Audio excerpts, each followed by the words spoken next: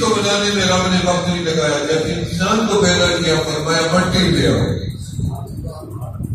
اگر میرے رب چاہتے اسی مٹی کو حکم دیتے اور کہتے آدم تو یہیں سے کھڑا ہو گیا, آدم کھڑے ہو جاتے. ملک شام کی مٹی فرمایا جبرائیل رب جلیل جاؤ جلدی ملک شام میں.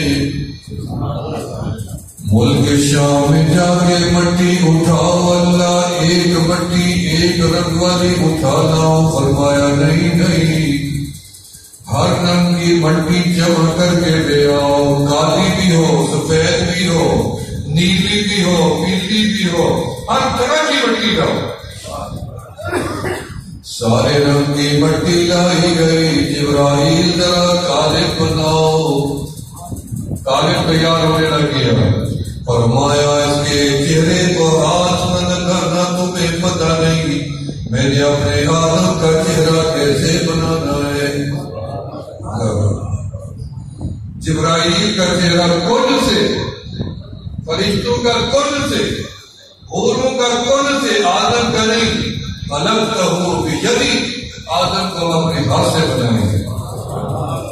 فرمایا آدم کا چہرہ بید الجلال نے اپنے ہاتھ سے بنایا. آنکھیں سجائی, رخسار بنائے, لب ہونٹ بنائے, دانت چمکائے.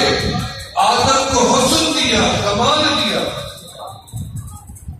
فرمایا آدم کا بدن, آدم کا قد, آدم کا 130 فٹ کا آدم علیہ السلام, 14 فٹ کی چھاتی آدم علیہ السلام کی رب ذوالجلال نے جنت میں بنوائی.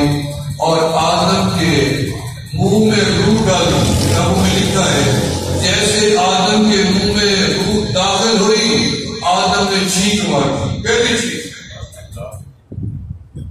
رب ذوالجلال نے آدم علیہ السلام کو کلمات القا. فرمائے آدم تیری حق میں عرض کرو. حفظ اللہ ربی. آدم نے سب سے پہلے اللہ کی کہا ابھی روح داخل ہوا ہے, سینے کے اندر پہنچا نہیں, پاؤں میں نہیں پہنچا, روح داخل ہوا, چینک آ گئی. فرمایا چینک ہمیں بڑی پسند ہے. تم کہہ دو آدم کہ میرا شکر ادا کرو اور میری تعریف کرو. جب آدم نے تعریف کی تو اللہ نے اس کے بدلے میں اپنی رحمتوں کا جواب دیا. رحیم اللہ آدم, اے میرا آدم ہم تیرے اوپر رحمتیں نہ, خود رب نے جو جواب دینے والا